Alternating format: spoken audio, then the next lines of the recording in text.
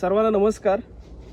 सध्या मी या सांडेलावगण गावामध्ये आहे, ज्या ठिकाणी रेवस रेड्डी महामार्गाचं काम होणार आहे।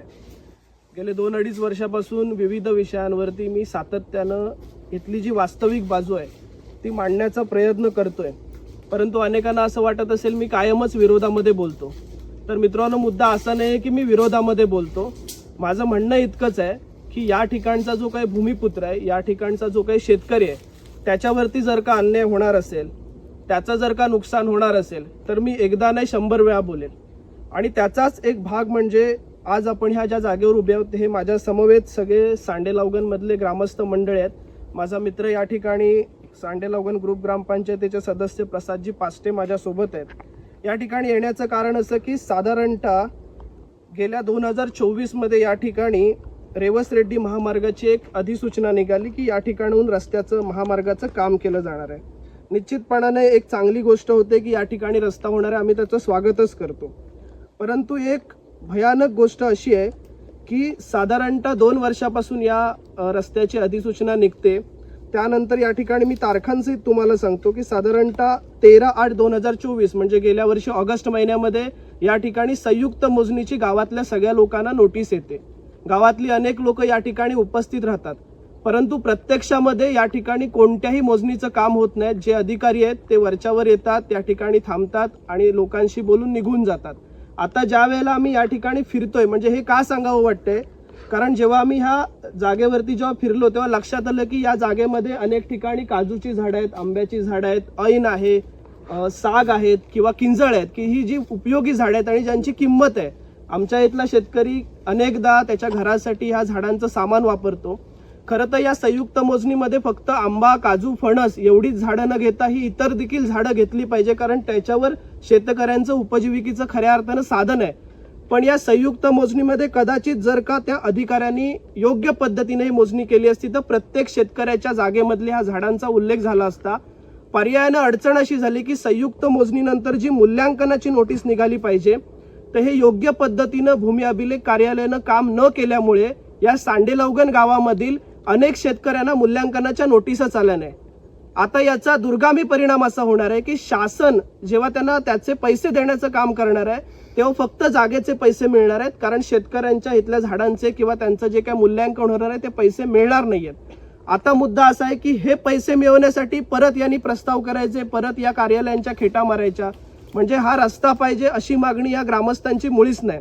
परंतु शासनाचं विकासाचं काम आहे म्हणून हे लोक सहकार्य करतात, परंतु अधिकारी गळचेपी भूमिका करून वरच्यावर या ठिकाणी ही कामं करून जातात, त्यामुळे ग्रामस्थांना प्रचंड त्रास होतोय।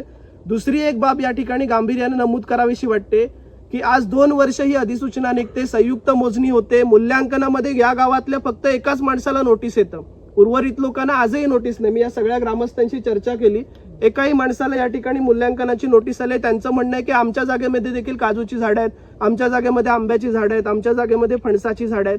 आता हे अशा पद्धतीने का केलंय हे अधिकाऱ्यांना जाब विचारावं लागेल।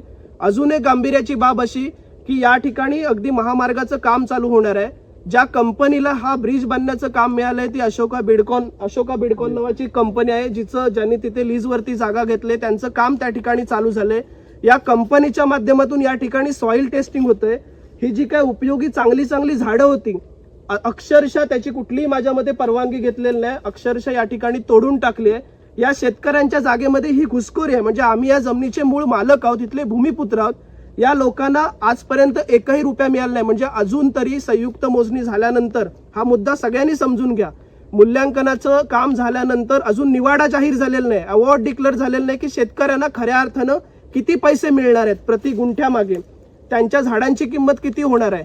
आणि हे डिक्लेअर न होता यापैकी एकही रुपया अजूनपर्यंत न मिळता डायरेक्टली या कंपनीकडून ह्या जमिनींमध्ये घुसखोरी करण्याचं काम चालू आहे। आणि अनाधिकृतपणे हे सगळं जे काही तुम्ही या ठिकाणी काम बघताय हे सगळं काम या कंपनीच्या माध्यमातून चाललंय। एवढी हिंमत यांची होते कशी?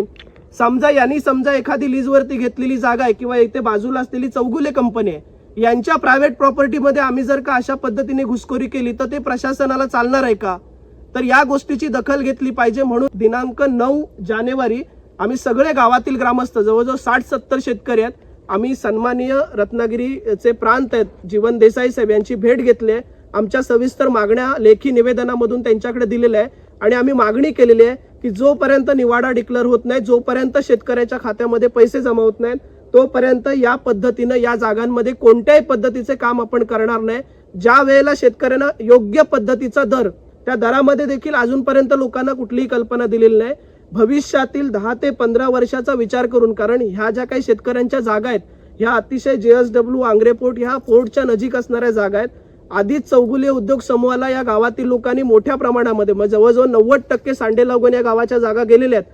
आता ह्या ज्या काही 10% जागा उरलेल्या आहेत त्या जागांचा तरी योग्य मोबदला मिळावा आणि शासनानं तो द्यावा.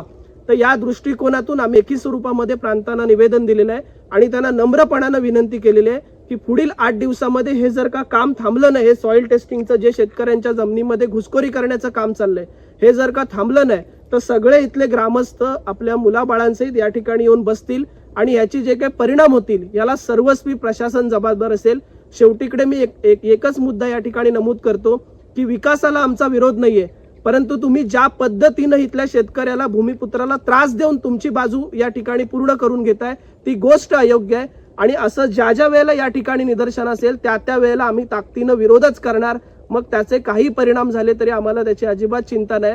या व्हिडिओच्या माध्यमातून हा व्हिडिओ प्रशासनातल्या त्या सर्व अधिकाऱ्यांसमोर जावा ज्यांच्यावर ही नैतिक जबाबदारी आहे ह्या पूर्ण भूसंपादनाची, आणि त्यांनी लवकरात लवकर याच्यावरती योग्य ती कारवाई करावी आणि आमच्या शेतकऱ्यांना आणि भूमिपुत्रांना योग्य तो न्याय द्यावा.